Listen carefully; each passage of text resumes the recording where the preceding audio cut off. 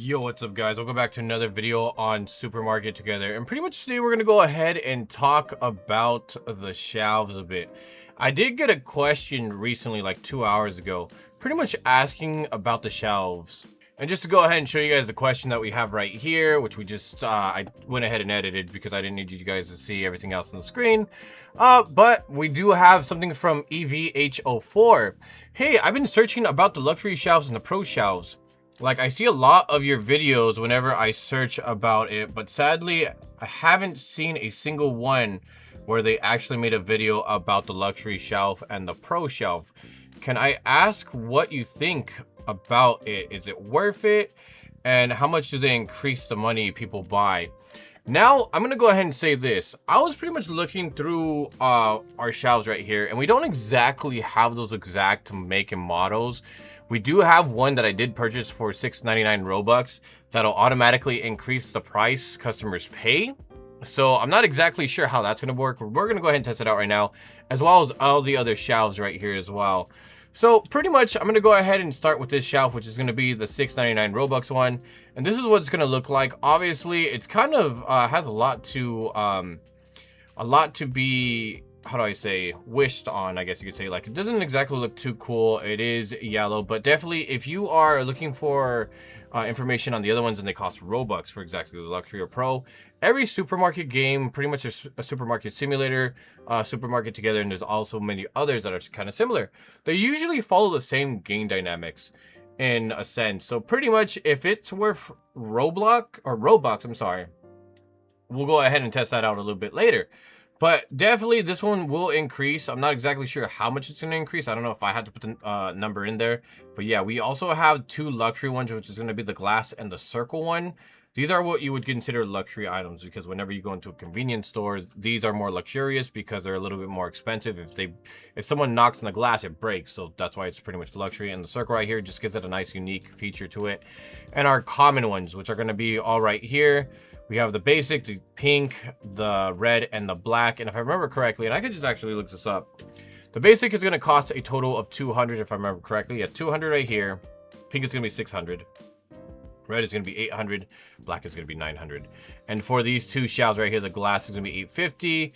And it's going to be 900. And will those actually make a difference? I'm going to be completely honest with you. I don't really think it's going to be a difference. I think it's more on cosmetics and what you guys actually want to put in your base, because you could definitely change your supermarket different colors, but you definitely can't exactly move the shelves. And realistically, you don't really need anything fancy. You could go with the basic, but if you want to go a little bit fancy, you have a lot of money, I would just definitely say go ahead and just try it out and just try one of the new ones. Now, as I go ahead and fill these up, hopefully we have some customers coming up here, because obviously I do have an electronics store on the bottom, which is kind of like not really a big issue, but pretty much my base is mainly focused on electronics. And to say the least, we do have our first customer coming up, and I believe there's going to be a couple more. I probably should have stocked the one on the right first. It looks like the prices are all pretty much a little expensive. Customers won't buy it. I guess I haven't played this in a while. Let's try $1. So $1 seems to be good. $2 seems to be good. We're going to try $3. $3 is going to be good. We're going to try 3.10 because we always want to try to make as much money as we can. So 3.10, so $3 is going to be our baseline. And so as you guys could go ahead and see, and I'm just going to go ahead and clean this up real quickly. All the prices are going to be the exact same, except when you come to the luxury one, it's going to go ahead and add a +3. And if you ask me, it does look like customers are more interested in the ones on the luxury one compared to the other ones, which is kind of interesting to me. Definitely, they are going to be paying a surcharge of, it looks like 100%. We're going to go ahead and test this theory out by buying another item that's going to be a little bit more pricey to see if it is going to be 100% worth of value. But definitely, before I even bought the other product, everything on this shelf has pretty much sold right away. And I decided to go ahead and buy some ramen, because who doesn't love ramen? I love ramen for sure. We're going to go ahead and put this up here, and I'm going to go ahead and try to find a baseline for it, just because I'm not exactly sure. We're going to go with 10, see if that's, okay, that's perfect. 10, we're going to put 20, see how... That's a little too high. Okay, we're going to try 15. That's too high. Let's try 11. That works. 12. That works. 13. That works. 14. Okay, so 13. We're going to do 13 for a profit. And it does look like... So pretty much, for the people that are interested in buying shelves, that cost Robux, it looks like it's going to be 100% of the price on top. So pretty much for you guys that don't know, 100% of 13 is 13. So they're going to add 100% on top. So instead of you paying $13 for ramen, it's going to be $26 for ramen. Now, when it comes to other games, kind of go ahead and answering his question. If it's something worth Robux, usually they go ahead and kind of keep it similar. I'm not going to say it's going to be 100%, but I'm going to make it the assumption that it might, because usually every game that kind of copies each other but changes the game dynamics a little, whether it's mainly the cosmetics they change. They change the way that the shelves look, they change the way that the fridges look, they change the way that the food, the product looks. And sometimes they change the consumers as well. And I'm going to say this, if it's worth Robux, more than likely it's going to be the exact same, where it's going to go ahead and give you 100%.